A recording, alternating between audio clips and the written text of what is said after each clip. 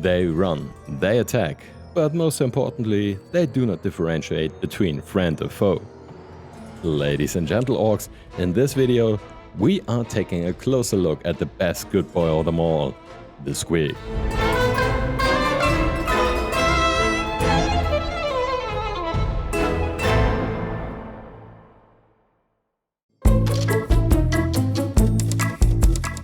Who are your absolute goats when it comes to orcs and goblins? The beefy orc bro specimen? The backstepping gits coward? Maybe it's the mentally challenged dwarf pulverizing troll? Whoever you choose, you cannot deny that this list is definitely missing one vital ingredient. The running beach ball with a mouth full of dagger-like teeth, also known as the squig. That, of course, can mean only one thing for the Big War Chronicles. We need squigs. I do own a few from the official Citadel line, though these would need to be rebased first, as they were made for my Gloomspite Gid's Age of Sigmar army. But this is a project for another time. These amazing squig sculpts were made by a friend of the channel, Jonas of Bequest Miniatures. And when I say made, I mean it. They are hand sculpted and full of characters, featuring his own unique style. In the sake of transparency, I should add that I received these free of charge in preparation for his new Kickstarter campaign, though everything you hear me say about them is my own honest opinion. This set includes 10 squigs plus 2 fitting goblin herders, so if you are on the lookout for new squigs, check out the Kickstarter campaign in the link below. One thing I really like about squigs is not their lore or how they perform on the battlefield, but the almost infinite possibilities on how you can paint them. Seriously, if you are looking for an extra shot of color for your army, this is probably the easiest way to go. So let's see what we can do with these.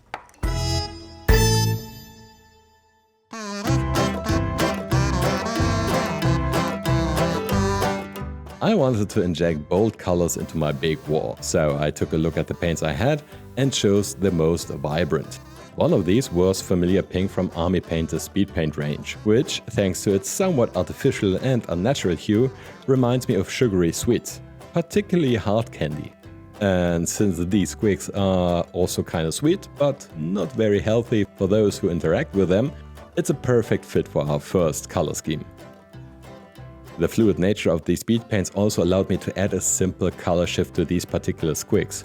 While everything north of the maw would be painted in the aforementioned pink, the underside would be painted in a contrasting color. In this scheme, I primarily employ the concept of complementary colors, which involves finding the opposite tone of the one you intend to use. In the case of pink, this color is green. In cases like this, especially if you are a bit unsure which colors would match or are simply looking for inspiration, you can always refer to color wheels to get a sense of what matches and what looks weird. To stay consistent with the theme of vibrancy, I shifted to my personal favorite paint brand. These Molotov marker refill bottles are technically not miniature paints and don't have the range of Vallejo or Army Painter. However, they are incredibly covering, which makes them, in my opinion, a great tool for getting one last vibrant highlight on your model. I am not affiliated with Molotov, but I have to admit that I am a huge fan of this particular range. To keep it time efficient, I selected 2 highlight tones for each color.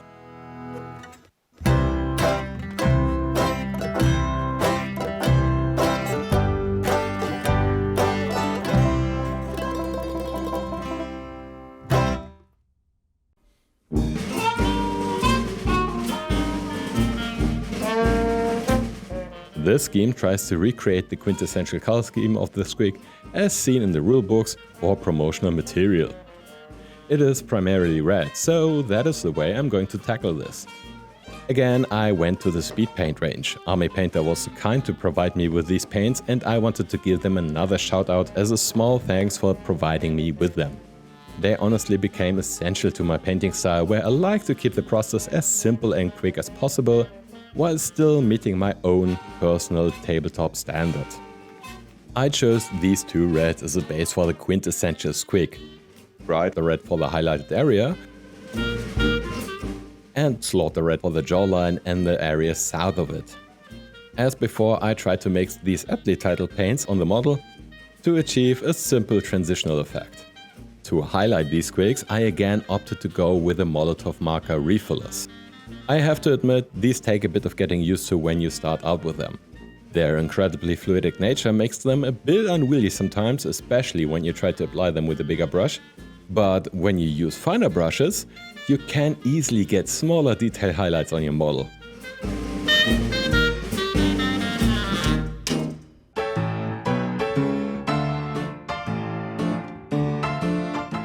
The Ubiquitous scheme uses colors that are the signature colors of my channel.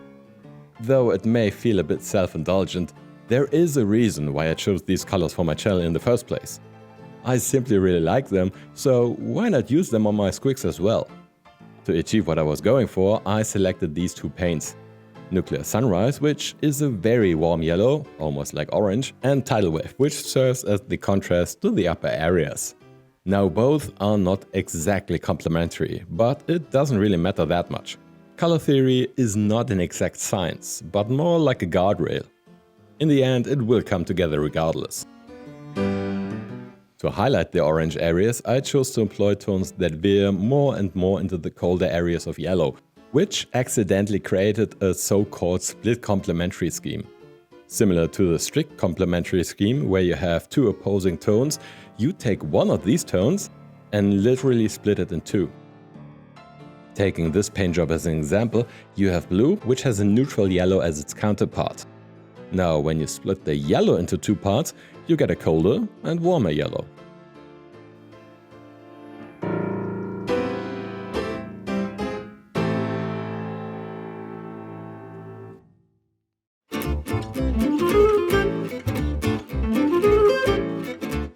This one might veer into the realm of grimdark as I try to create a more subdued and therefore a bit more sickly looking squig.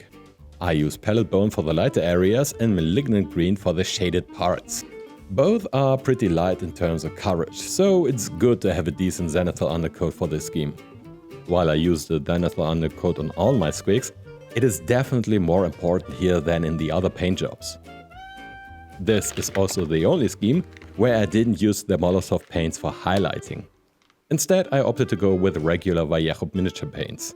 This is mostly because the Molotov range doesn't offer, at least for me, satisfying options for this particular scheme. I went with several brown tones like Vallejo's Leather Brown and Blake Brown for the upper half of the squig, and Camouflage Green and Dead Flesh for the lower part.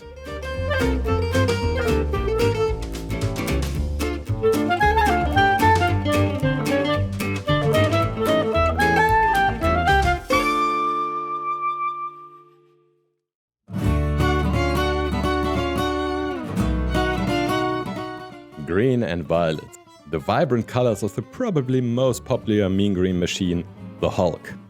The green skin and the violet pants are iconic, not only because we are talking about the Hulk, but also because this color combination is so striking. And that is more than enough reason to replicate this for our last squig, the Gamma squig. Here I went with the highly saturated shamrock green for the exposed areas, while I used Murder Scene for the lower part. Though I have to admit, the latter is not really a violet, but more of a dark magenta. Following the idea of vibrancy once more, I went back to the Molotov paints and highlighted the specific areas accordingly.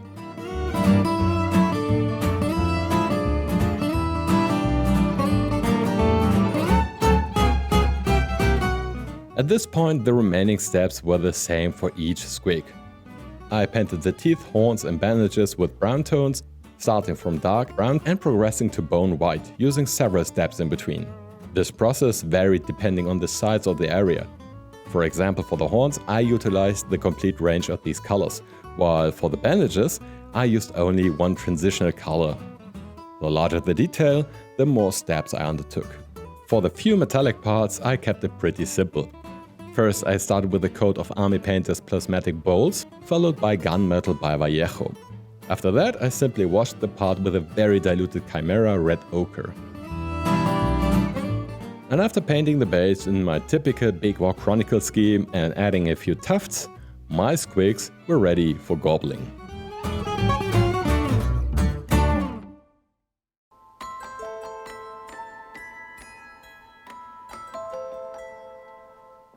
And here they are, 10 brand new squigs for the Big War Chronicles, along with 3 fitting herders. Again, if you're interested in obtaining these, please check out the link to the Kickstarter below to see if these Goblins and Gobblers are something you'd like to add to your own collection. Also, please let me know how you like to paint your squigs. I still have a few from other brands that could definitely use a paint job or two. And every inspiration is welcome. Thank you for watching, and as always, please make sure to like and subscribe if you have enjoyed this one. We still have a lot of Orc and Goblin related projects to visit, and I would love for you to join this journey. And remember, if you're interested in contributing to the Big War Chronicles, please make sure to use the hashtag BigWarChronicles over on Instagram for your own Orc or Goblin related projects. Just in case you're interested in supporting me with the videos like this, please make sure to check out my profile over on Patreon. As a member, you get behind the scenes material and special early versions of these videos. But even if you don't, thank you for your time, and I hope to see you again in the next one. In the meantime, you can check out every previous Big War Chronicles episode in this handy little playlist. So until the next one, farewell, fellow adventurers.